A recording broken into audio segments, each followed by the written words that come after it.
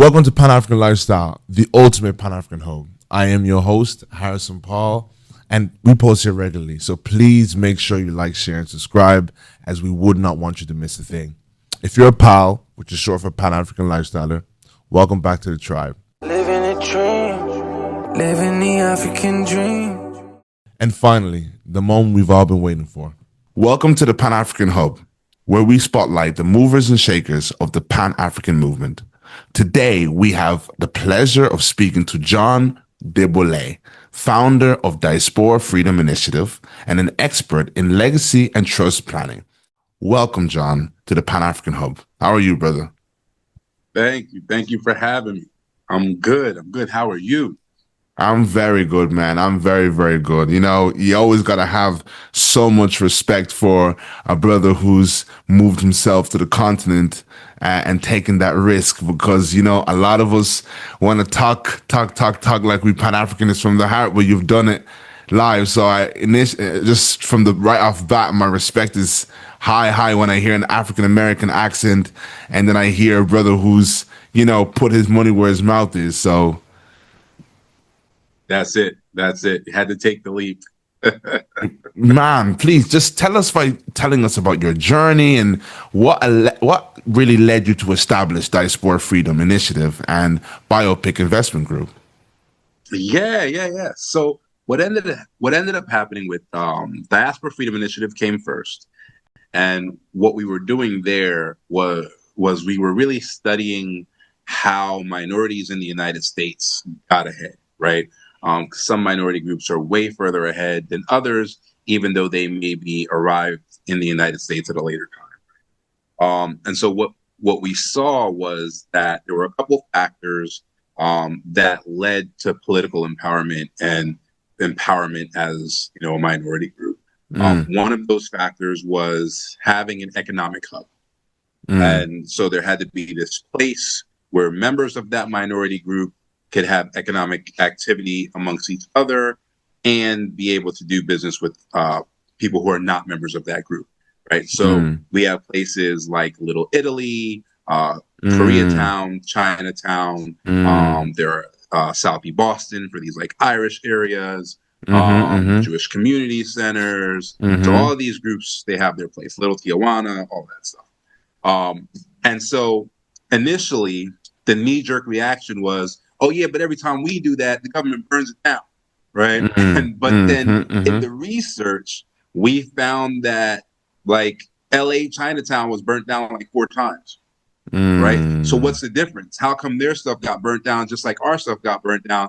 But in the end, it got to a place where everything ended up working out for them, right? And so what we realized was that difference is they connected their their economic activity to a foreign country's GDP. And it didn't matter how powerful the country was, right? Like Little Havana worked because they connected their economic activity to Cuba, which was under US embargo. The exception to the embargo was people who came from there could still do business there and import and export out of there, right? And so that country had no power whatsoever. They didn't have military might to stand against the United States or to bully the United States or to pressure them or anything like that.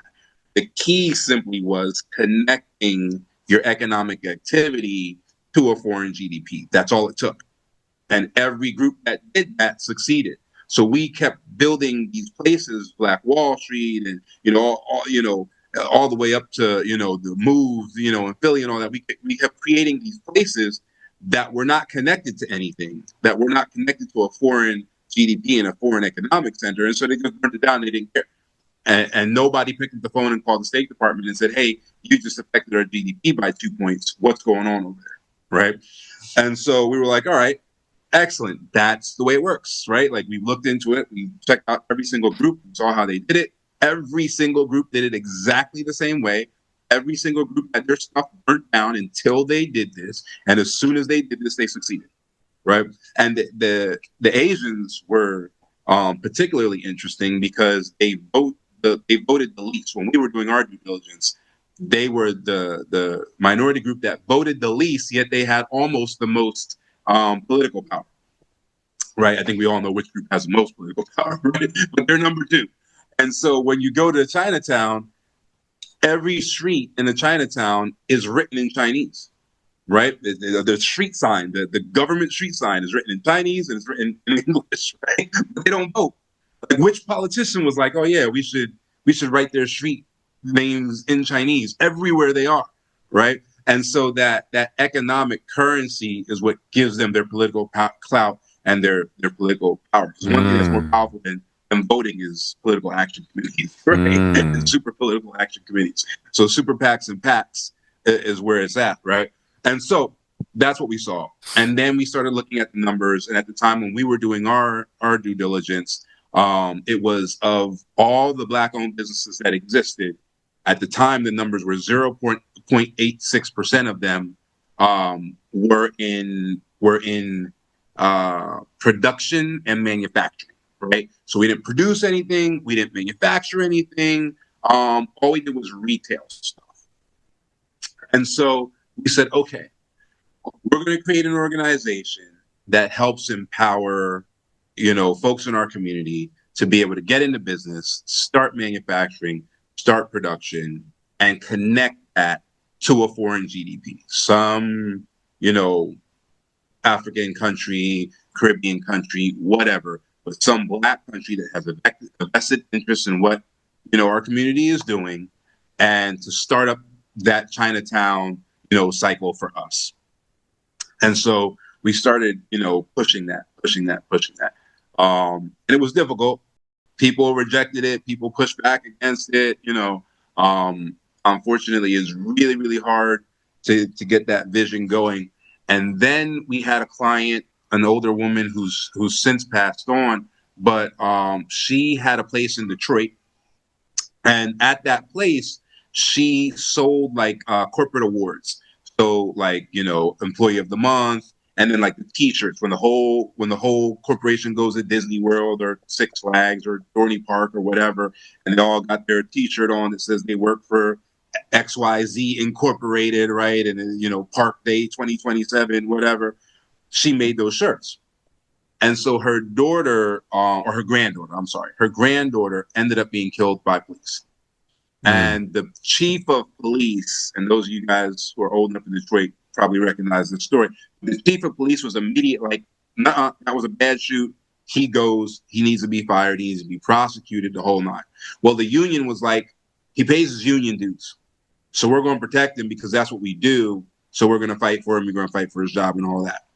So while she's in this process, she finds out that the company she buys the blank T-shirts from is the #1 donor to the police.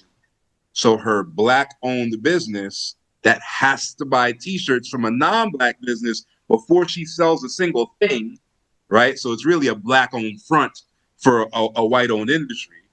Right. All of those Black dollars are actually going to defend her granddaughter's murder. Wow. Yeah. So she was the first one. She was the first one that was like, yep, all my T-shirts now come from Africa. Build the factory for me. I don't care what it costs. She was super motivated, like, get it done. And so she was the first one. And so she, set up that, it was really a cotton loom. It was super effective. The tariffs really meant nothing to the landed costs. I think her things were coming in. Her shirts were coming in landed. Oh man, this was so long ago, but I want to say they were coming in landed at $1.25 after tariff for the T-shirts made by one bale of cotton, which is in the thousands, right? I can't think of it off the top of my head, but if you Google it, it's over 1,000 T-shirts that you can make with one bale of cotton. So one bale of cotton T-shirts that were made from that, after she got good with her, the first couple of batches. There's a what do they call it? There's like a differential for damage and defect, right? And so what you want to do is you want to get that down to where it's 10%. So it's 5% on this side, 5% on that side, and then you got manufacturing going. But you got to work on that. You got to get there. So her first like 3 or 4 batches, it was like 25% damage. You can't have that. That's going to mess you up. So then when she got down to 10%, she was good. But she did that in 3 months. It didn't take long. And it was only $658 per bale of cotton. So that didn't take long at all either. And at the time, the mean income in the country, I want to say the mean income at that time was something like 12,500 Kenyan shillings per month, which was at that time, because it was 100 to 1 back then. So it was like $125 a month per employee. And you were paying them a mean. So you weren't like paying them the minimum wage. You were paying them what like a bank manager makes. You were paying them smack dab in the middle. Right? So they were middle class immediately at that $125 a month. So it was a really interesting kind of experiment because it was our first one. And then up until then, we were, helping people get grants, and we were writing grants for people, and we were writing government contracts, and we were just trying to get money into our people's hands. Because initially when we had started, the complaint was always, I don't have the money, I don't have the capital, I don't have the money, I don't have the capital. And we believed them because we were new, right? And we were like, all right, fine. It's money and capital is the problem. Let's get the money in the capital. And then we found out very quickly that that wasn't the problem at all. It was all mindset. So after we started getting money into people's hands, because we took it so far that we got to the point where we were writing the grants for them and writing the government contracts for them. So now they start winning, right? Because initially, we're like, all right, well, here's the information. Here's how you get into SAM. Here's how you get signed up while, with all your numbers and blah, blah, blah, blah, blah, your cage code and all of those things that they needed back then. And then they wouldn't do it. Well, I don't know how to search. Well, I don't know the language. Well, my vocabulary, I don't know how to write. I never went to college. So then we just got to the point where we did everything for them, literally. And then they started winning awards and they started getting the money, and then they still. So we're like, wait a minute. Wow. The money's not the issue. The money's right. It's the mindset. The mindset's the issue. And so then we had to shift gears. And then we really started focusing on that manufacturing and production. So we really started focusing on, all right, what can we do, out of Africa to make sure that we're not just the last cog on a non-Black, industry that in blackface, for all intents and purposes. So we're sitting there saying Black-owned business, but before we even make a dollar, we have to pay a non-Black industry to even get the stock to have the business, right? So we're like, all right, how do we create this Chinatown cycle and and start going from there? So that was it. That was the beginning of this journey. No, this is amazing, and that's one of the things that I know that Malcolm X spoke in one of his interviews. Have you seen that before? He said about until the Black man is respected on the continent, he'll never truly be respected in America. And that's something that also Dr. Umar has touched on a lot. And I guess it brings us right back to where we start. And oftentimes I speak to people, and I started off by fighting racism, initially my awakening.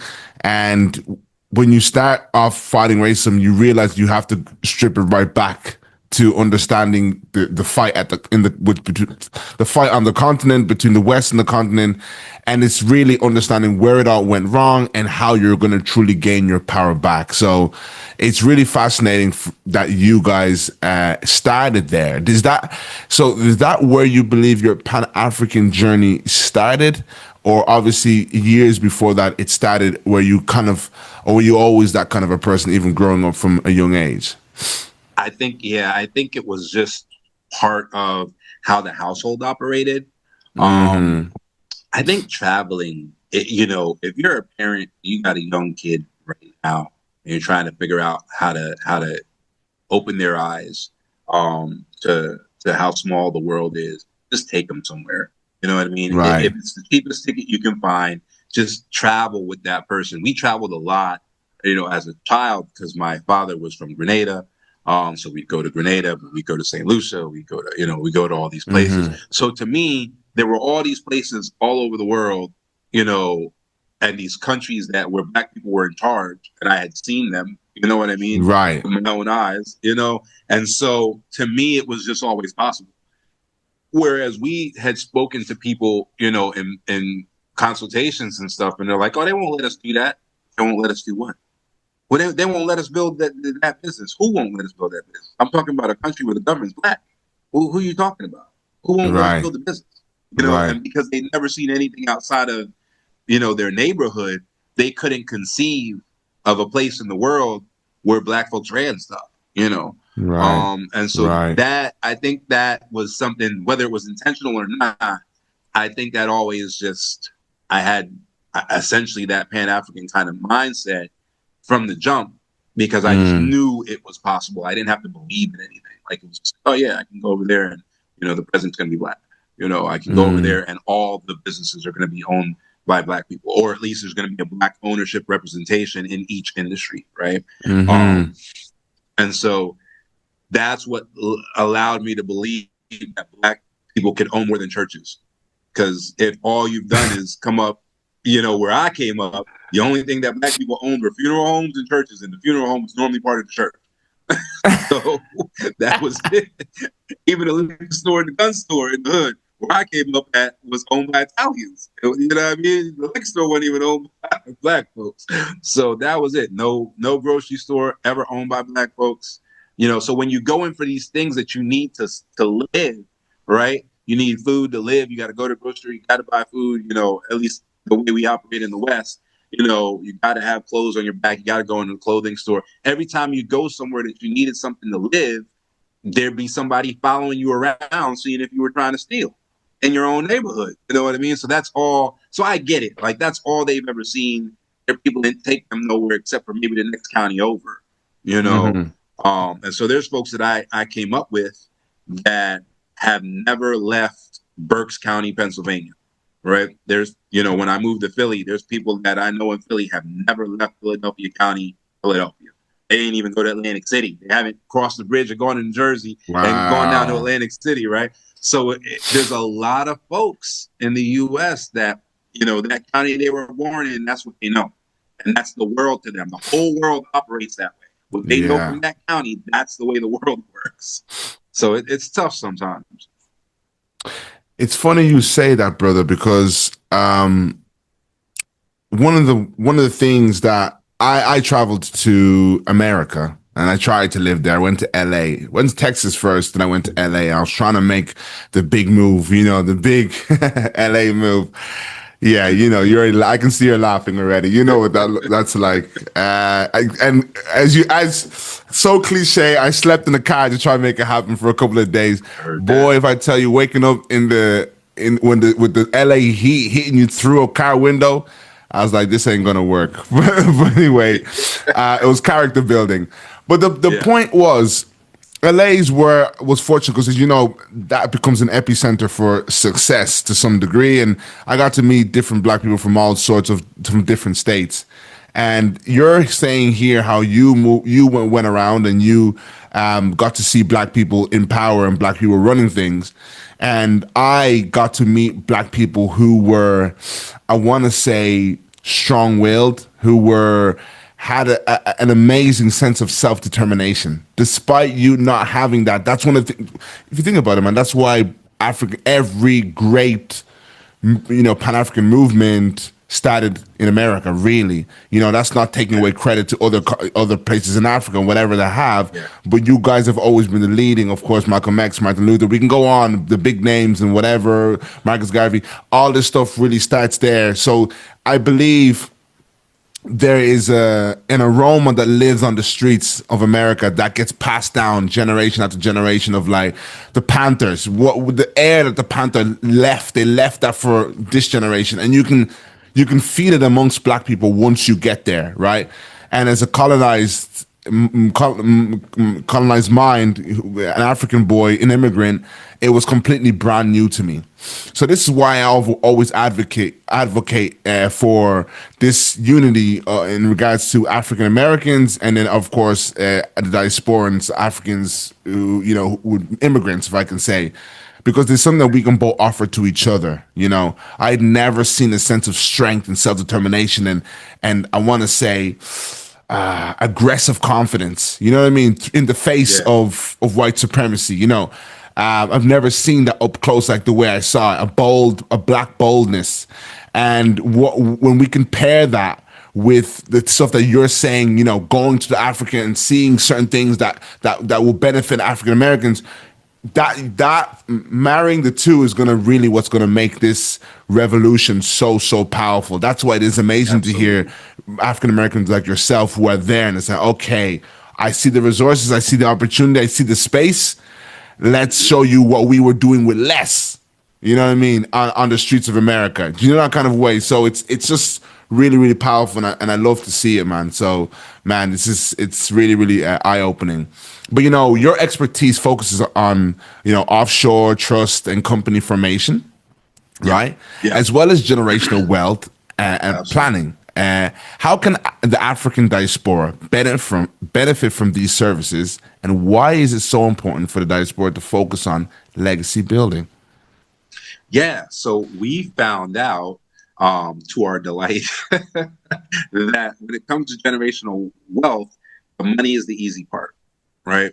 And what ends up happening for us particularly is we conflate our personal career paths and our personal entrepreneurship paths and plans with our generational wealth plan.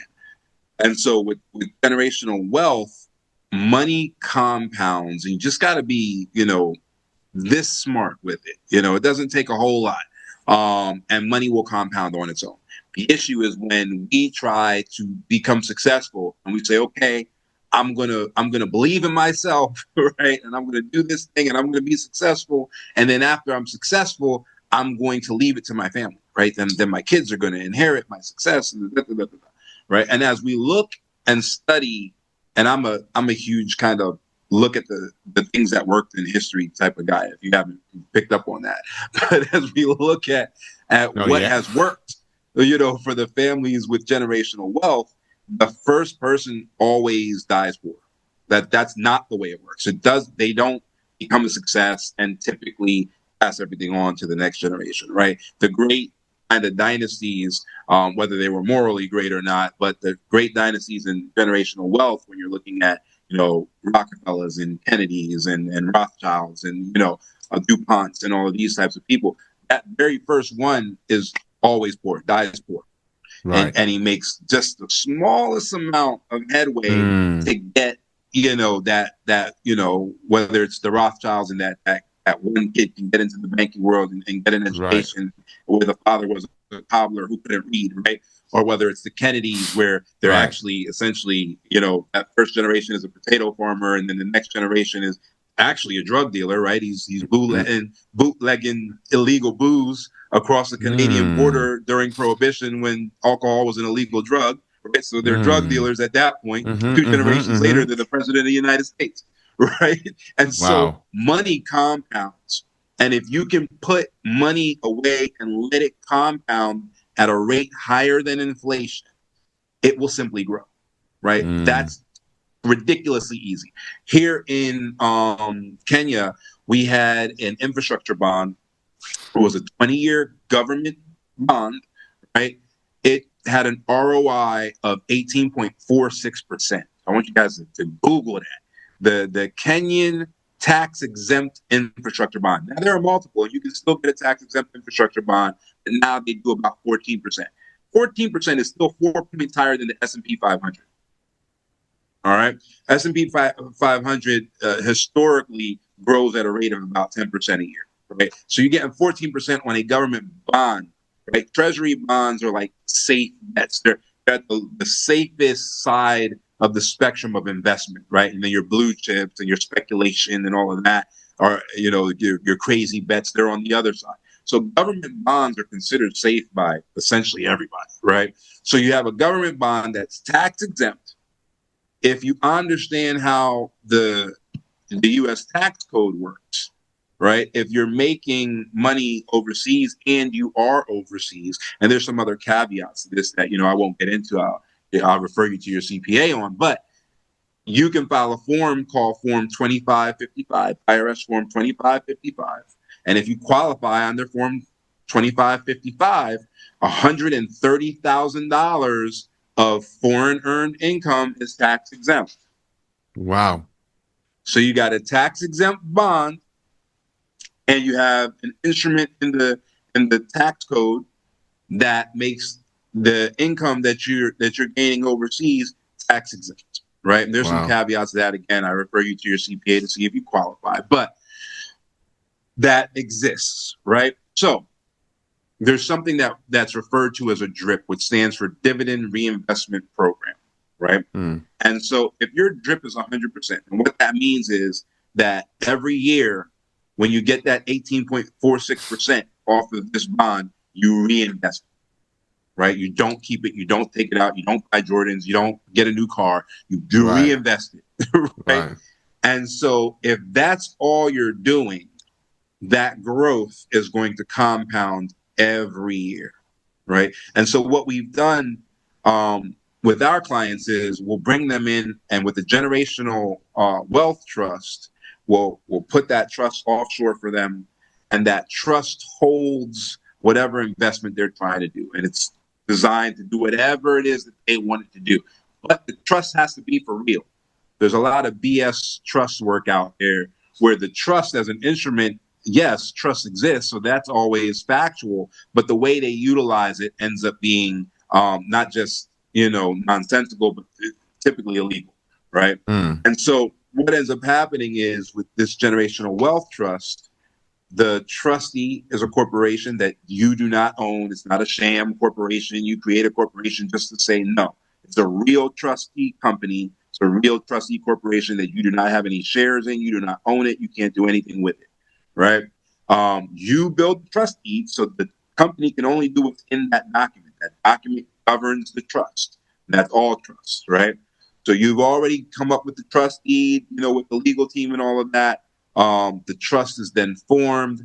The trust is then settled, or in U.S. language, it's granted. Whatever you grant into the trust, here we call it settling into the trust. And now the trust is funded, which is where the trust fund comes from. So now the trust is funded, and there's a trust fund, right? And then that company is managing that trust fund. You are not the trustee.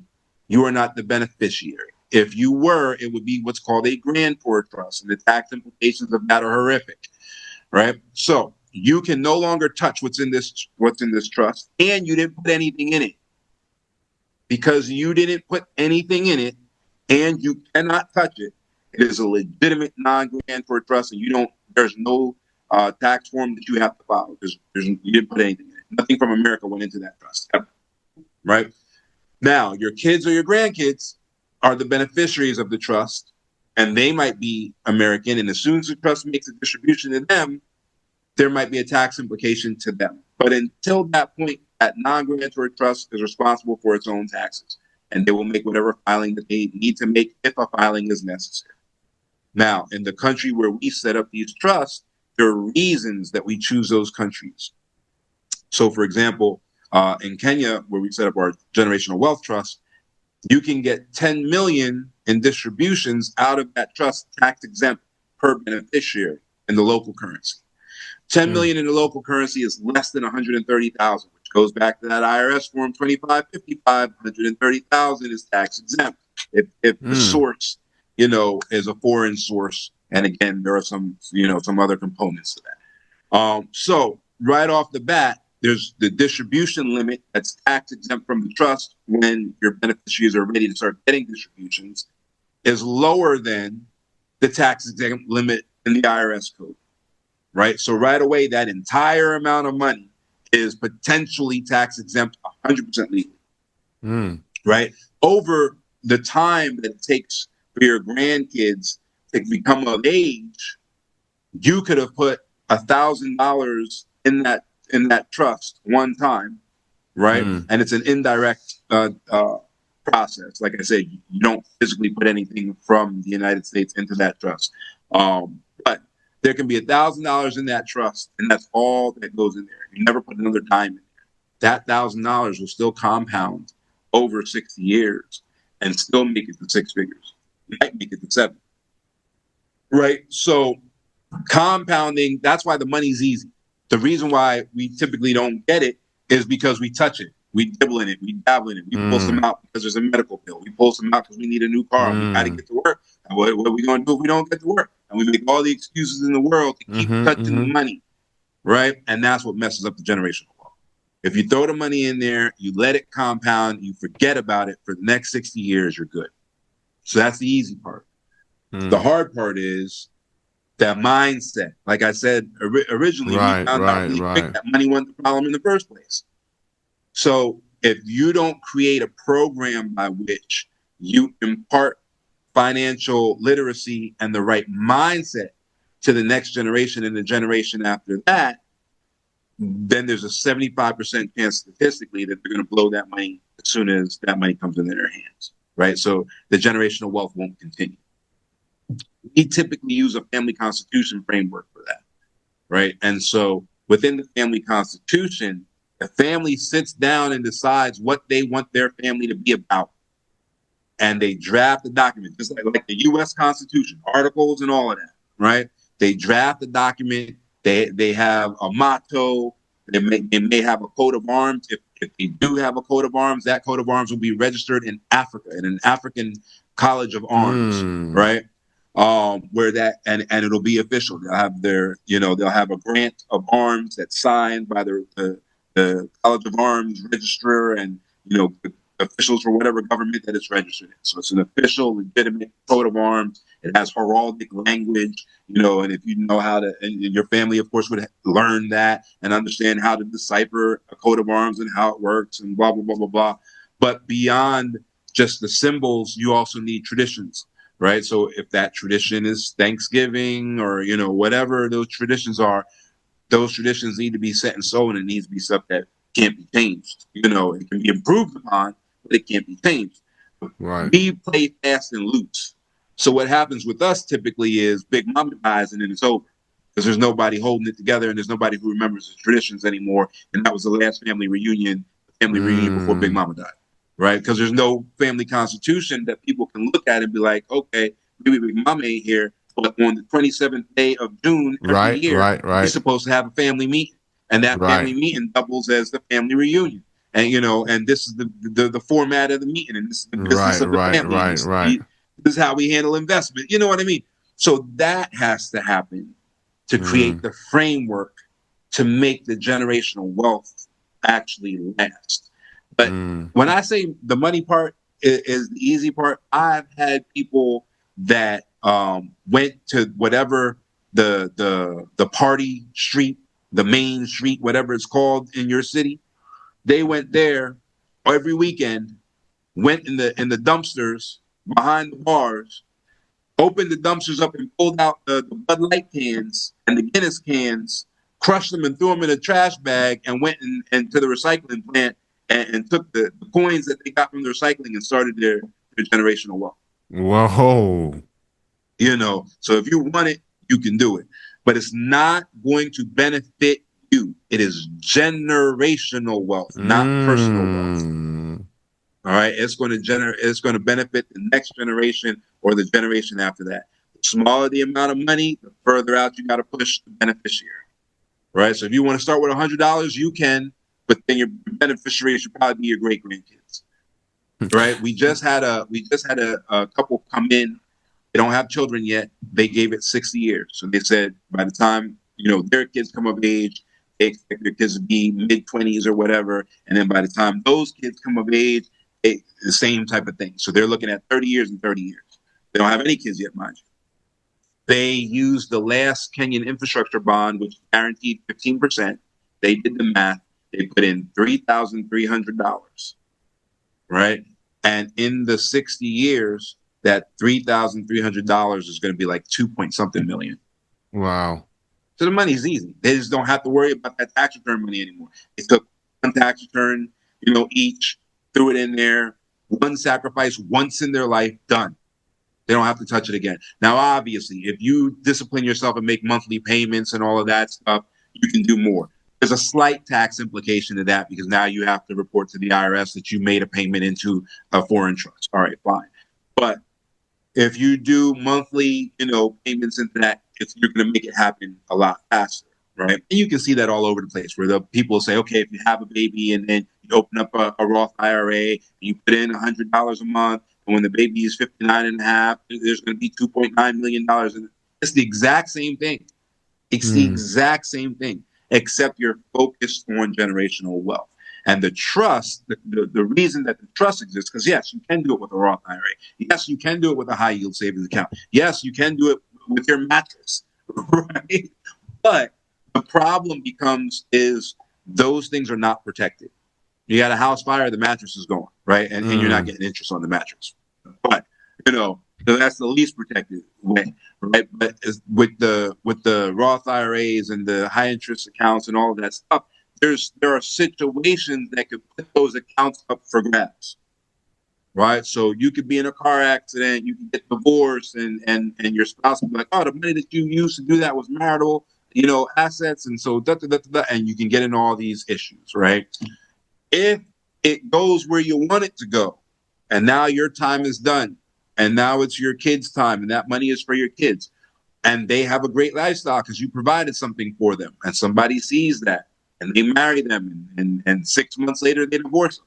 Now they want half of that great lifestyle they saw, right? All that's unprotected.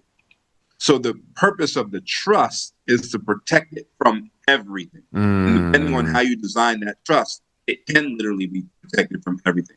So we've been doing this, like I said, a little over a decade. We've had situations where stuff comes up. We've had situations where somebody married a beneficiary and then divorced them a year later and then tried to base child support off of the lifestyle they had. But that lifestyle was provided by the company that was owned by the trust that they had been an employee of since they were 16 years old. And they had minimum wage in that company since they were 16 years old. That was part of the trust deed and how their parents had set up that trust to work. So what ended up happening was, now you're 26. It's been 10 years that you've been getting minimum wage from this, offshore corporation that's owned by your offshore trust. And there are corporate perks. One of the corporate perks is a house. One of the corporate perks is use of the company car, and all this stuff. So you got this person looking around like, I like this lifestyle. They marry you under false pretenses, and they're with you for a year. They decide, I'm done. And this is all marital property. I'll take half the car. I'll take half the house. I'll take half the whatever. Oh, and by the way, I had a baby in that 1 year, so I want that child support. Let's run it up. And then they come back to find out the house was never owned by you. And it's not that you moved it right before you got married, because that's a problem, right? A judge will get into that. No. It's been like this for 10 years, 9 years before I met, them. It's been like this. I've been getting paid this wage for the last 10 years. So my child support is $50 a month, right? And the end of that case, they got nothing, and they gave him the child. They didn't even want it. They gave him the child and walked away because they weren't down for having $50 a month. Wow. And the trust did that from just parents that had the foresight 10, 11 years ago to set it up that way. But he still has a lifestyle. He can't burn it all because there's spendthrift clauses in the trust, and the trustee, provides what's necessary. But on paper, he's real poor. So any kind of income-based situation in a judgment is going to be super low, like in child support. It's like $55 a month. She was appalled. She handed over that baby so fast and was just like, forget it. I'm not interested anymore. And so it was really interesting how that thing came to fruition and really saved his butt. And then within a month, he was creating a trust, his own, what we call an appendant trust. So he created an additional trust, he saw how that thing protected it. So that's why we use the offshore trust, because our stuff used to get burnt down. What we were talking about earlier, right? Because Black Wall Street used to get burnt down. So we put our stuff offshore in a protective mechanism that can't nobody touch it, even if you're wrong. If you go out drunk driving and you hit somebody with your car while you're drunk driving and they win the judgment, and rightfully so, they can't take what you put in that trust. Wow. What you left for the next generation is secure. So that's why we use the trust. But if the trust is something that is out of reach right now, we always tell people, just do it. Do it in a high yield saving account. Do it. It's not protected like it would be in the trust. Just do it. Just get it started. And and then when you're at a certain level, turn around and protect it. But for now, just get it started. The key thing though with the trust is that the trust has to be in play long before anything goes wrong. You cannot react to a bad situation with the trust. one of the main points you mentioned there, and I'm hearing, is mindset, Yeah. which is a major, major thing. And one of the quotes that I love, I forget where I heard it, but it said, basically to the effect of poverty breeds short-sightedness, you know? Hmm. And, you know, the system, I can say, has you in a state where you can't think further than the end of the month, you know, Yep. and you're constantly in that state. And of course, even black people, it's funny you say this. This may sound very minimal. This may sound like nothing, but I'm actually going to throw it out here because I actually realized, wow, this happened today for a reason. It's funny that I have you on here today. But today I bought my first bulk in meat and chicken, right? Sounds silly, but what made me think about it was a friend of mine, not a friend of mine. I actually do some personal training on the side. I'm a personal trainer. So one of my clients was telling me, oh no, he buys in bulk. And now, of course, this guy is a guy who he's got enough in enough in his pocket to spend like about £300 for a month for just Yeah. personal training. Let's put it that way. Yeah. And yeah, and just that moment where he kind of that short-sightedness, he passed it over. Now I know a lot of people, African people, do buy in bulk, but I Mhm. guess it was just a moment personally for me, and especially basically what I'm saying is there are a lot of habits within the black community that have been built from our, I guess, the background. You know what I mean? Whether it be financial background, whether it be never having anything. I think one of even the biggest debate and questions is about romance between black men and black women. It's like all black women always want black men to have it all together before they marry them. And me and Mhm. my fiance always have this conversation. It's like, well, a lot of black women are coming from struggle. They watch their mom struggle as a single parent home, and Right. they're trying to be the one that actually goes further. Whereas you Right. might have a white woman who didn't come from that same distress of lack in the home, of like, we're not gonna lack again, you know, that kind of way. So that Yeah. mindset really affects us and how we move forward and the courage in which Yeah. we take and certain things like that. You know what I mean? So I really do enjoy your stress on mindset, which makes me ask you, you know, what advice do you have for people as someone who has a deep understanding of international relocation and asset protection? What advice do you give to, you know, people who want to relocate back to Africa and secure their wealth for the future? Yeah, definitely. I always say look for the country that aligns specifically with you. Like we have an immigration law firm and we only immigrate people to Kenya, right? So it would be real easy for me to be like, oh, Kenya the best, Kenya the place, go hit me up. I'm real, we'll get you to Kenya, right? And there are aspects, you know, in that that's true. But there are other African countries that specialize in specific things. And so the first question that you have to answer is, what are you going to do? And there doesn't have to be a grandiose answer to that either. We got this thing in our community where everything has to be grandiose and you're not allowed to copy anything. Like where I come from, they call it bite. You can't, don't bite off of me, you know, but there's a word for it in Yeah. every territory, you know, where don't copy me, you know. And so, which is ridiculous because that's what business is. You copy the best ideas, and it's why our businesses don't take off the way they should. And so, the answer to that question could be nothing. That when I move to Africa, I am going to sit on a beach and not do anything, and enjoy what time I have left, and that is the plan. Okay, fine. You know, then any beach will do, right?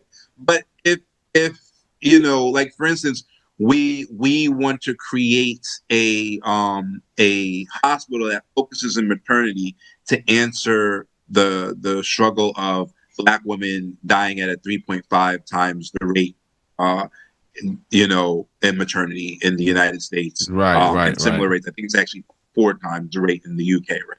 So Yes, it is. Yeah. that's something that we eventually want to tackle, right? So, okay, if that's the goal and we want to tackle that, then we need a place where medicine is on par because now we're asking, you know, black women to fly somewhere and you know you can't get on a plane past a certain point. So now we're asking you to fly somewhere 3 months before you give birth and stay with us all 3 months, you know, in this medical facility and then we're going to guarantee that you have a superior medical, experience than you would have had, in your home country, right? So that means that the medical infrastructure needs to be on point. That means that the medicines available need to be on point. That means that the doctor's knowledge needs to be on point. That means that the RNs need to be on point. And so in that scenario, when you look at East Africa in particularly, there's only one country where a nurse can take their NCLEX, submit their results to the Board of Nursing, and actually get a nursing license just like that. It's the same thing as an American RN or LPN, right? And that country is Kenya. Ugandan nurses cannot do that. Rwandan nurses cannot do that. Tanzanian nurses cannot do that. Only Kenyan nurses have the nursing education level to just simply apply and get a Board of Nursing approval in the United States and then jump on a plane and be a nurse in the United States, right? So that shows us, all right, Kenya is a place that we want to look at if we're trying to do this medical thing, and move on from there. There are places like in South Africa, IP law is incredible in South Africa. If you're going to have an IP firm, if you're going to be working with copyrights, if you're going to be working with trademarks, and that's going to be your business, then maybe South Africa is better for you than Kenya, right? Because that government and the structures in that government are set up for that thing. So after you figure out what it is you want to do, then you need to figure out which government is going to assist you in doing it, or at least not stand in your way. You don't want to do a DNA test and then talk about I don't know, my people are Fulani from modern day Ghana, so I'm going to go to Ghana, right? That makes absolutely no sense. Because in a lot of those situations, like a matter of fact, I'll give you mine. I did the DNA test, and I did a haplogroup test, right? That tells you your tribe and all of that stuff, right? So the haplogroup test came back and said you have a 100% match to the Balanta that live in modern day Guinea-Bissau, right? So then I go check out the Balanta tribe. Turns out the Balanta tribe come from the border of what is currently Egypt and Sudan, what would have been Kush back in the day, and they just happened to be in Guinea-Bissau when the Berlin Conference happened because they were nomadic people. So now I'm going to take the results of this test, go to a country that doesn't have the infrastructure to do what I want to do business-wise, just because some test said that, the remnants of my people are currently in that country that was made up by Europeans, right? And then when I go and actually research those people, they were from over on this side. So if that was what I wanted to do, to be true to the land where that bloodline came from, I wouldn't come here. I'd go to Sudan, or I'd go to, Egypt and that region. So it's one of those things where it's like, even when you get that result should not be dictating anything. Because as you start digging into these people, you're probably going to find out that they came from somewhere else completely, right? They just happen to be in that location when they carved up Africa, you know what I mean, and decided this place is going to be called Nigeria and that place is going to be called, Kenya, right? So you need to find the modern day government that's doing what you need done, and then make your way over there. If you do that, the place you go will help you succeed. If you don't, if you're just like, oh, child, Ghana said, come home, I'm going to Ghana, right? You might get to Ghana and find out Ghana ain't got nothing for you. And then you see all the people on YouTube complaining about, like, oh, we came, they told us to come, but then when we got here, there was nothing ready for us. There was no infrastructure for it. That's because you did absolutely no due diligence. You would have known there was no infrastructure for what you wanted to do. It's not that there's no infrastructure. People live there. Right. Yeah. There's not an infrastructure for what you wanted to do. So when you got there and you tried to do it, it didn't work because you did no due diligence and you didn't look into that infrastructure. So every intentional move that you make needs to be based on the outcome that you wish to have. That's how mindset starts changing, because you'll start training your mind to look for the things that help you get to the outcome. Right. And then as you start doing that, you'll start seeing opportunities in everything. Right. When Trump threw the tariff out there, I immediately was like, thank you for that tariff. We have AGOA. AGOA is a congressional act that you can't eliminate with an executive order, which makes certain African countries, Kenya being one of them, exempt from all tariffs. Thank you for making it so that no one can compete with us. Black people are about to win. And all it takes was black people to step in there and start pushing their products through those AGOA countries, and they would have beat everybody because everybody else got to pay at least a 10% tariff. It's that quick. Instead, people, oh, Trump crazy, Trump hate black people, Trump hate. And I might agree with all of those things. But you train your mind to see the solution and the way out instead of focusing on the problems. And the only way to do that is to know what winning looks like. If you don't know what winning looks like, you can't do it. It's not even possible. You have to know what the win looks like in order to train your mind to see everything that'll get you to the win. And that's how you change mindset. Yeah, and it takes at least 30 days. Wow. I really love that, man. Especially, this is why I do believe that, I've never been a believer in kind of sticking with the borders that were given to us and identifying with those borders that were given to us. I just never did. I quite like the vagueness of African American. I like that you belong to the whole continent. Yeah. You know, because even in that we tend to divide ourselves and say, you stick to your own, you stick to your own, you don't come to my land when you come to my land, and then we're treating each other like how Europeans treat each other.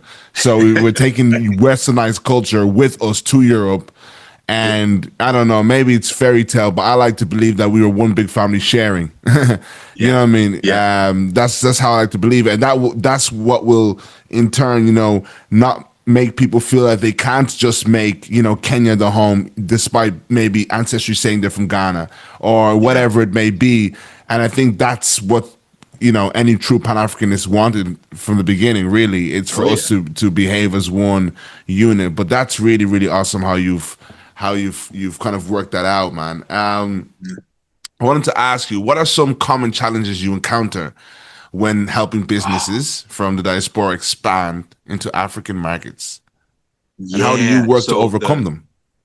Right, yeah, sure. So the number one issue is goodwill.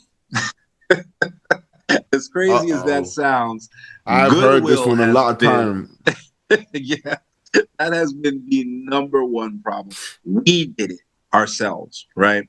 And so when we first had the first enterprise that we got going, we paid those people like more than they would have got paid in America. Like to us, we were like, we're gonna do right by them.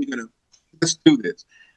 We almost destroyed that entire region, right? We created a hyperinflation bubble. And it was interesting because they told me a story I had heard before, right? The elders, when they came to me, were like, you got to stop this. They told me a story I had heard before, and I had never heard it the way they told it, right? And so they said, hey, listen, you know, there was an African king a long time ago from the West called Mansa Musa. Like, man, I know about Mansa Musa, the richest man ever lived. I know Mansa Musa. They're like, that's awesome. He went on a pilgrimage to Mecca. And on his way, he threw gold everywhere. And he destroyed the Egyptian economy for, you know, the most conservative estimate is 3 years, right? Some scholars say he destroyed the Egyptian economy and the regional economy for 15 years. Wow. Right? But completely destroyed their economy by giving the people free gold. It's like, that's what you're doing to this economy right now. You're destroying our economy. You're creating hyperinflation bubbles. You're creating situations where all the landlords want your employees to rent from them because they got more money now, and the price is going up on that rent, and, you know, and all of that, right? And this is a place where you can't gentrify by building nice houses because there's no property tax. So you can't create a property tax situation for the person next door just because you built a mansion and now your mansion is worth 10 times more than, you know, their house. That doesn't do anything because they're not paying property taxes, right? So the only way that you can create a similar situation is by overpaying. So we had to take a step back. We had to figure out, you know, all right, how do we actually do this thing? And that's where we started coming in and saying, okay, you need to start paying, you know, the mean, right? And because we don't want like average, you know, to average it out, because what ends up happening when you're looking at like the average, then what ends up happening is if you have, let's say you're doing an average of 5, right? So when you average, you add them up and you divide by the number, right? So if you're doing an average of 5, first person is worth $1, second person $1, third person $1, fourth person $1. This guy 20 billion, right? Now you do that division and it makes it seem like your middle ground is somewhere in the neighborhood of 10 billion, right? The person in the middle is 10 billion, but no, this guy got all 20 billion and these guys all got $1. And when you do that averaging, it's all skewed, right? So you want to actually find the number that's actually in the middle and say, okay, that's actually the number in the middle. That's what we're going to do. And we found that that has the lowest impact. To the side of that, you want to like at least for us, we always preach that you want to respect the locals and the local economy and the locals' ability to control their own destiny, right? And so the way that we tried to do that was we created in our bylaws for any companies that we operate. In our bylaws, there is a clause that would give shares or ownership to the employees. And then we work with a local CPA and we figure out about 5 years it takes to get to a point where a secondary clause in those bylaws is triggered. And when that secondary clause is triggered, it allows the employees to buy us out. So if they say, hey, listen, this is like our home, this is our ancestral land, we've been here for generations, we appreciate, what you've done, but we want to be in control of our own destiny. They can buy us out, ain't nothing we can do about it. Now, we did have to add an additional clause because we had a Chinese competitor just pay the people to buy us out and then give it to them. And so then it came out of the community and then they fired all of the people and it was too late for them, right? So we had to add a right of first refusal into the bylaws where if they do that, they have to offer it back to us at the same price. And then we have, 60 days to purchase it and keep it in the Black community if that were to ever happen again. It hasn't been tried again. So that just goes to show you people will read your stuff and look for the loopholes, in your legal documents to try and get you, when you're doing things that benefit the community that they want to step in on. But that allows them to have autonomy over their own community. And if they want to take over, fine. It also allows them to have ownership in whatever it is that we're doing. So when the Chinese come in and try to compete with you, which they have a habit of losing money on purpose to kill out all competition, and then they make the thing more expensive than it ever was to begin with. And there's nothing you can do about it because now there's nobody else but them. So that typically worked.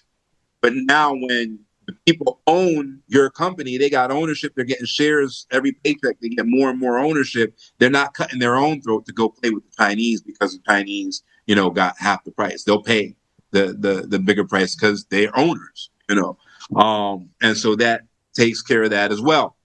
And so as long as you have that equilibrium where you're being fair and you're giving, self-determination, to the local people, you're respecting that balance, then you'll be all right. You can't lose. If you're being greedy, and you're not respecting the balance and you're trying to trample over people and it's your way or the highway, that's not going to work out for you. You're going to end up falling off. So I like that. Despite everybody being from the continent and having a connection with the continent, it is important to respect those who that's been their land for generations, Yeah.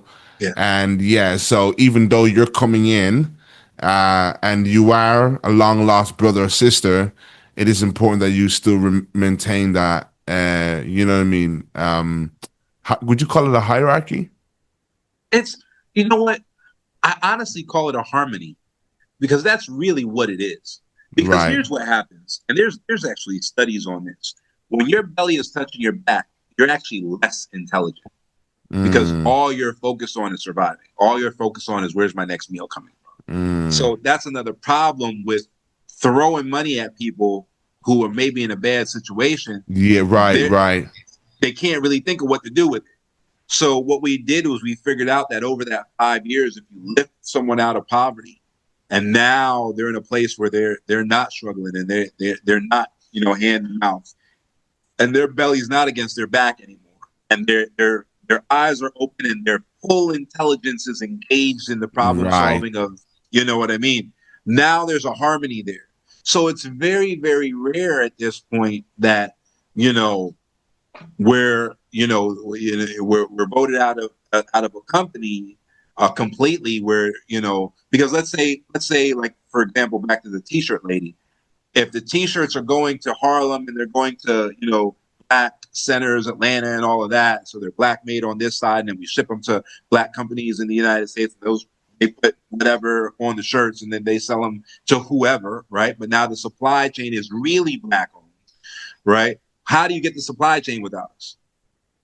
You know what I mean? So there's still a harmony there, but if you want to Right. control your own destiny, that's cool. You can take over the you know, the company. You can go do business with other people if you want. Go do business with the Chinese. Go do business, you know, whatever. It's your community.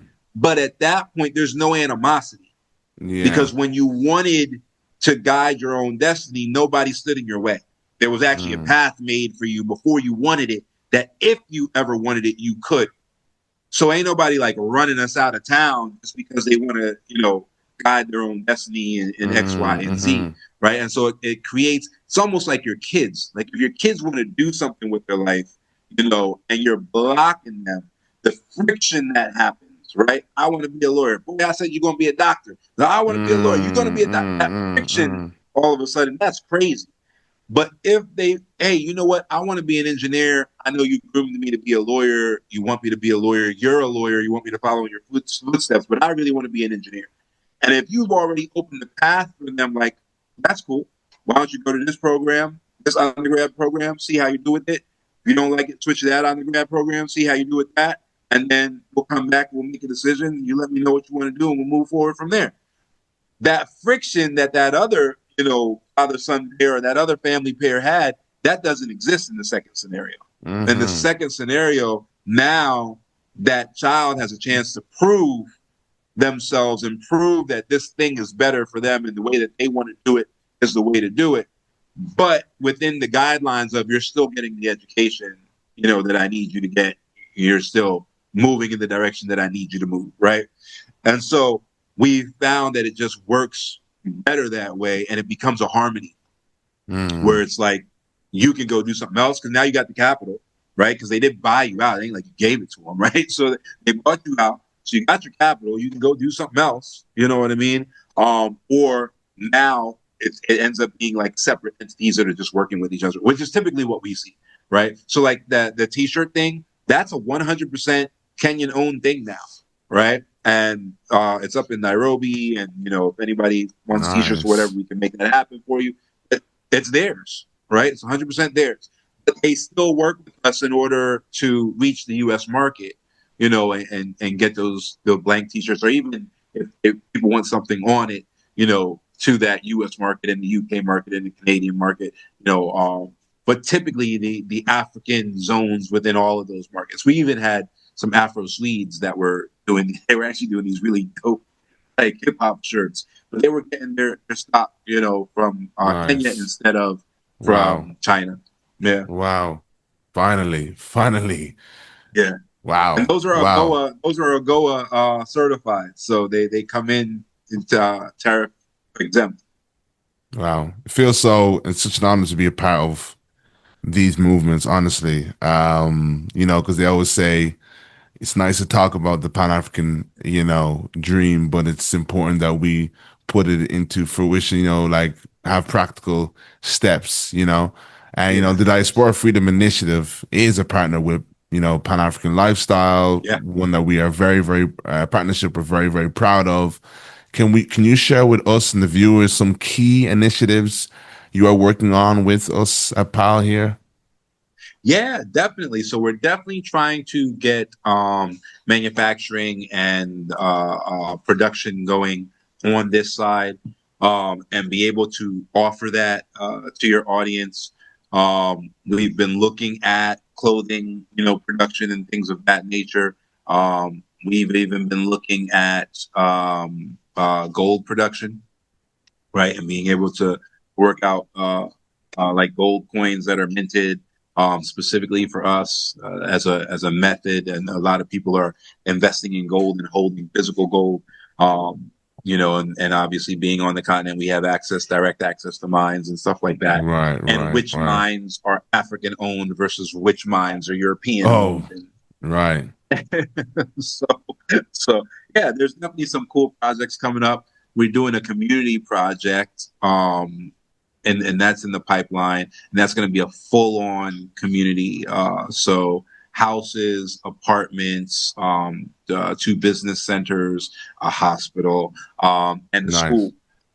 And a school, typically out here, international schools pick their curriculum. So you'll see things like international school British curriculum, international school French curriculum, international school, IB, which is that international baccalaureate, whatever. So we're looking at doing a Pan African system. And Nice. so that it's not like the British education system or the French or the American, which is what you typically see now anywhere there's international school, not just Africa. I lived in China for 2 years and they do the same thing there. Wow. But you rarely see like an African or a Pan African system where they're talking about like the Edo, and they're talking about the Kush and the bronze makers, and all of that stuff, and all of those kingdoms and the Moors and all of Right, those right. things that have happened here, and the Bantu and all of that. So Hmm. that part of the education doesn't typically make it where everywhere else, even though they have those international schools, and those international schools can use other educational programs, there's still an emphasis, at least on their own history at some point, right? Hmm. Hmm. So in your top 5 schools in the world are all in Switzerland, but even one of those top 5 schools is the American school, right? And they use the American, educational platform.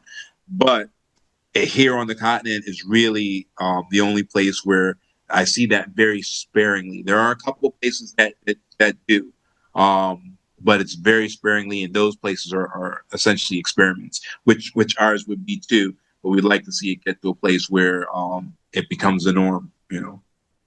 Yeah. That's, so you feel like these are, these partnerships are really helping to bridge that gap between Yeah, the diaspora and the continent, which is really, really important. And my yeah, next question absolutely. is, as the founder of BioPoc Investment Group, you're focusing on sustainable growth in East Africa. What do you think are the top emerging opportunities for investment on the continent right now?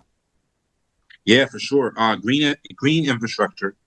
Um, we are looking at doing things called uh, battery reactors, mini battery reactors, and full size battery reactors, and so what they do is they actually purify water, right? So they can turn wastewater into drinkable water if you Wow. use the highest system, the system that's typically used just as a matter of cost efficiency, I suppose, is a system that creates more like a gray water, so you can use it for your car, you can use it for showering and all of that, but it's not completely purified to the point of drinking.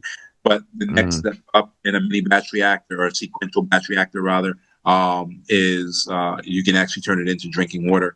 Um, wow. Here, because we're on the equator, solar works really, really, really well. There are some promising types of tidal energy, and then here in Kenya, Kenya is about number 3 in the world in geothermal, which is something that is rarely ever talked about. So that green infrastructure with like solarized microgrids and stuff like that is huge. Um, there's also healthcare projects. Healthcare is always, there for the Yeah. investment. Agribusiness is definitely there, and ag tech. Ag tech is probably the real place where the most kind of change and development can be made. Um, Fintech and like mobile money initiatives also. Kenya, in my opinion, um, has the greatest trust for fintech on the continent, right? And so So to kind of put that into perspective, most Kenyans have their entire salary transferred to their phone. And most Kenyans have a significant amount of all of the money that they own in digital form on their phone, right? They trust it. There's never been a problem with it. It's never been hacked. It's, it's a pretty secure technology. And its security is actually in its rudimentary nature. So it's an analog technology. It's not digital.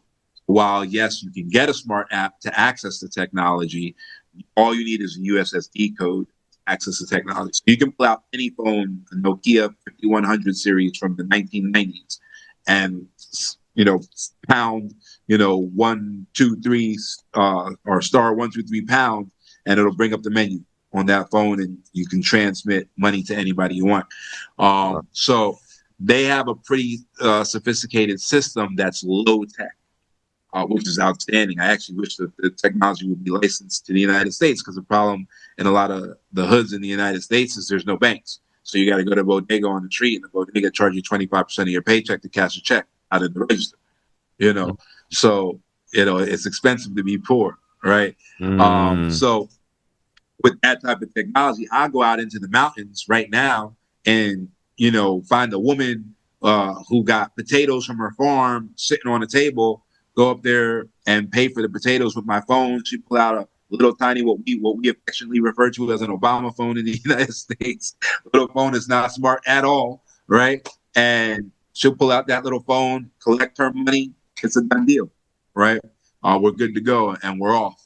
So this is really the only country. I mean, while we were transferring money back and forth through cell phones and putting our entire paychecks on cell phones every time we got paid out here, ATMs were not giving people the money in their bank accounts in Nigeria. You know what I mean? So like the population of Nigeria don't trust digital money the same way the population of Kenya trusts digital money, right? And so even there was a coin that was created on a blockchain that Akon was pushing back, in the whatever. Yeah, I think so. I remember that. Kenya's the only place you can use it. It's the only place where it's live. Acoin doesn't exist anywhere else, right? So in this environment where they trust digital money and digital wallets and all of that, this is where mobile fintech would explode. No other country on this continent trusts digital to the point where they just put all their money in the phone, and it doesn't matter if your phone gets stolen with your money in it. Within 10 minutes, your money is back in your hand. Now you might have to buy a new phone. That part you might have a problem with, but you walk up, they're called M-Pesa agents. They're on every corner. They're everywhere, right? You walk up to an M-Pesa agent, you pay 100 shillings, which is less than $1. Boom, you got a replacement SIM card, all your money's safe, right? So, and even if you wait, you wait a year, unless the person figures out your PIN, your money's still safe, because the PIN has to be punched in for every single transaction, right? So, unless that person knows your PIN, even if they have your phone, they can't get at your money. And, as soon as you realize your phone is missing, you can just go to any agent, like I said, and just get that taken care of, and you're good to go. So it's one of these situations where it's just kind of a perfect solution. Everybody trusts it. Everybody's cool with it. And so that opens up the door for people who are pushing fintech solutions that maybe get shot down in the US and shot down, in the UK and all of that. These things could be embraced here because everybody already trusts, fintech. So like even when our relocation clients through the immigration law firm come through, we tell them to carry $100 in their pocket. And they're always like, what? We're like, no, you download an app called SendWave, get that set up. It's just like in America, we have Zelle. It's just like Zelle. It's your debit card from your bank account in America in the app, same thing. And you get that set up. They're going to validate you and verify you. They might have you hold up an ID or something and take a picture, those verification systems. They're going to verify you. And then that's it. And when you get here, you'll get a phone, and then you can send yourself up to $10,000 a month directly from your bank account to your cell phone through that SendWave, and it's an instant transfer. You press the button, boom, it's in your phone immediately. And that's it. So you don't need to carry a bunch of cash. You have Right. $100 to take care of anything. You want some food in the airport, you want some whatever, you know. If you lose it, not that big of a deal, you know what I mean? Versus trying to walk with $9 in your pocket. Somebody, you know, bumps into you and all of a sudden you ain't got $9 anymore, you know. The way we used to do it in the old days. Money belts and stuff, you know. So you don't have to do that out here. You get the SendWave in advance. It's all set up. You're verified and all of that, you know. And then when you get here, you get a local number, and the money is sent from phone number to phone number, from SendWave to phone number, and that's it.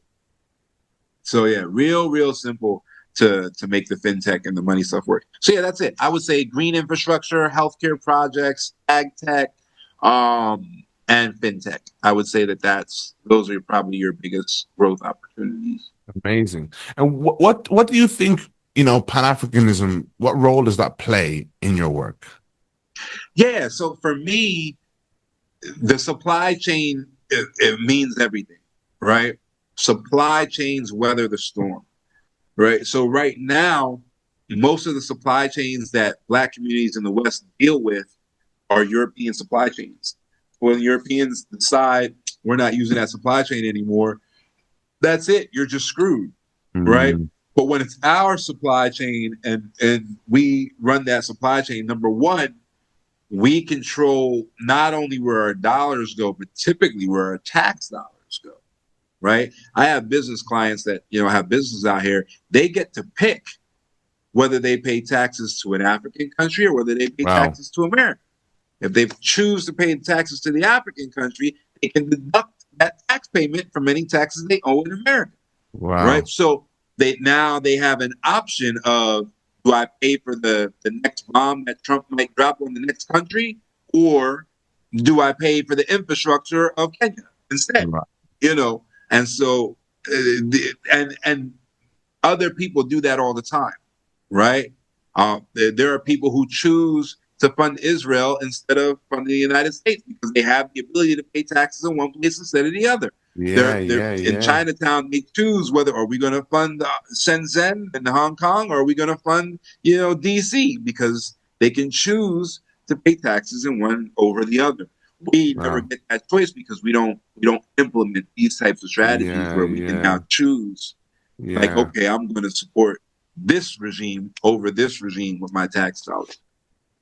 Wow. I really love that. It gives us an option and helps us to actually have practical steps in rebuilding our homeland. You know what I mean? So we gain some respect on the world stage. So this is genius thinking. It's been a pleasure, my brother. Honestly, you have left me and I'm sure the pals with so much to think about. You're a brother with extensive amount of knowledge on what you do and what you're doing for the continent. And truly, you are a trailblazer, putting hands on. And yeah, like I said, the things you've mentioned today is stuff that I've never thought of before.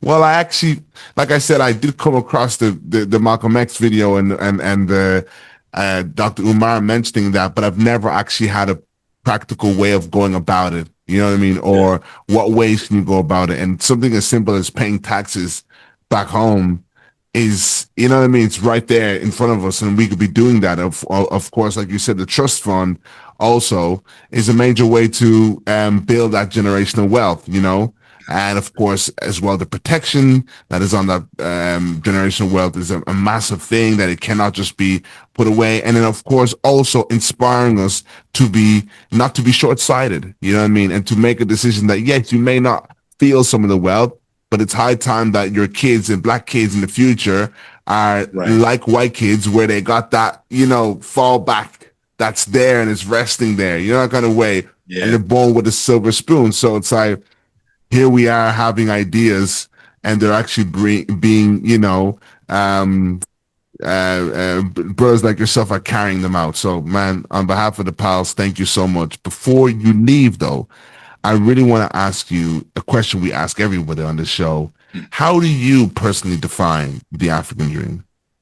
Well, I feel like the African dream, for me, all right, so my personal definition of the African dream is self-determination that uplifts all Black folks, right? Mm-hmm. When we're able to put ourselves in a position where we own supply chains, we own the means of production, we own the resources, and then we're great stewards of that, right? Because we can grab those things and act just like the Europeans do, right?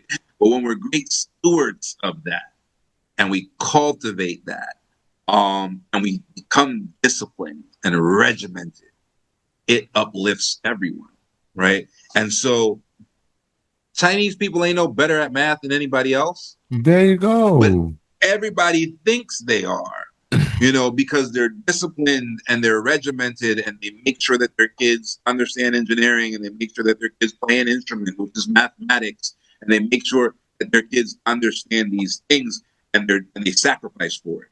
And they're disciplined about it. And it becomes part of the culture where now the culture is competing. You hear Asian parents get together and talk, and they're talking about the GPAs of their kids in the Ivy League schools, and that's what they're competing about.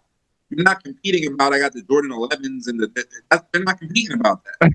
And they're not necessarily rich, but they've created a situation where their discipline uplifts the entire culture. The entire culture now competes on a level of excellence. And they do it on a generational level. They compete about the next generation. They don't brag about what they think they've done, right? And so these things happen. We see it with Nigerians all the time, where with certain tribes anyway, where they really are focused on education. The tribe that Barack Obama comes from here in Kenya, same thing. You meet somebody from that tribe, and 9 times out of 10, they got a doctorate, right? And they're focused on it. And they introduce people to this. This is Dr. So-and-so, and he's a doctor in pharmacology. This is Dr. So-and-so, and he's a doctor, in geopolitical studies, and that's how they operate, right? And so their entire culture is uplifted by that discipline, and that sacrifice that they've made individually. And so for me, that's what the African dream is about. It's about being able to do something in a place that actually uplifts your entire culture versus being in a place where you're systematically wiped out if you start uplifting your culture, right? And so that's really what it was for me. That's what I wanted from my kids. I have one son, and when I left Philly, the stats were horrendous. It was something like every 38 minutes a child was shot. You know what I mean? Like, not just a murder happened. And I was like, there's no way that I could be in a place where this is how many children are dying versus how many people are just dying. Here's the child statistics, And I remember it was the week before I left permanently, a group of kids beat a homeless man to death. I'm sure it'll pop up on YouTube if you search it. And it was a little girl that hit the man with the trash can or something and beat him, the death blow. It was a little girl, on the street at 3 a.m. And the day before that, 20 kids showed up, and we got this little mini market, convenience market called a Wawa, right? It's like a little sandwich shop, gas station. 20 kids came up, destroyed the whole thing, stole everything. The police are standing outside watching them do it, and they just walked off. And I'm like, I'm gonna have a kid in this place here, And so I didn't have any children yet, and I was just like, this is not I'm not doing it. Either I'm not. If I stay here, I'm not doing it, or it's time to make a move. And so we moved here, and not for nothing, we moved here, and we had an issue with the delivery. We had an issue with the pregnancy, and so now we were going to have to deliver premature. And in America, and I actually called back, I called back to my doctor in Philly. I was like, listen, this is what's going on. What would you do? And they were like, all right, we would start steroids to make sure that the baby has lungs, but it's going to take, I think it was 48 hours of steroid treatment. You're going to want to do, this antibiotic and this, and that. And it was 5 or 6 different IV regimens over 48 hours that he would have done back home, you know, or back in the U.S. To make sure that this baby was delivered okay. Safely. We ended up not doing none of that. Here, they came in, they got the amniotic fluid. I'd never even heard this before. In the amniotic fluid, there are mom stem cells and baby stem cells. I didn't know that. I'd never heard that in my life, right? And I'm pretty up on this type of stuff. But in amniotic fluid, there are special stem cells that are babies and moms. And so they went in, they got the stem cells. They ended up seeing what the baby reacted to, what the baby stem cells reacted to versus what mom stem cells reacted to. They did a 12-hour treatment, grew the baby's lungs completely, went in and had the emergency delivery. The baby didn't even go to the NICU. Baby was good. Baby's still good. There's no asthma. There's no nothing. In America, there's like a 90% chance when that premature baby you got asthma because the lungs aren't fully developed. I was like, wait a minute. I called the doctor back and he was like, give me the information. And I've never even heard of this. So the doctor in Kenya has now hooked up with the doctor from Philly and like, you know, they're swapping information. But they literally went in there and did like genetic analysis and grew my baby lungs. You know, like it was crazy. And so I'm not even sure my baby would have lived had we had the exact same thing happen in America. So, you know, it's wild. You think like Africa is backwards or they're lower technology or they're lower whatever. Come on, man. Oh, brother. Come on, man. So that's it. To me, that's the dream. People that understand, you know what it was?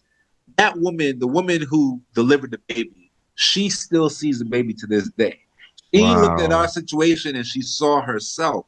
It wasn't so important, what I would right? have got at the naval yard in Philly, you know, which is where we would go, you know. It wasn't that because they looked at us and they didn't see themselves.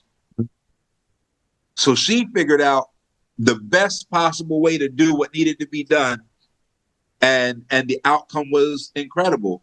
There's absolutely no difference. There's no developmental delays. There's no nothing.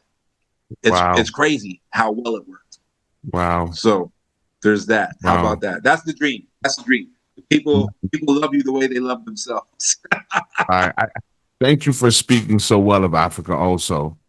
No, honestly, that's something let me just put it there. Thank you for speaking so well of Africa.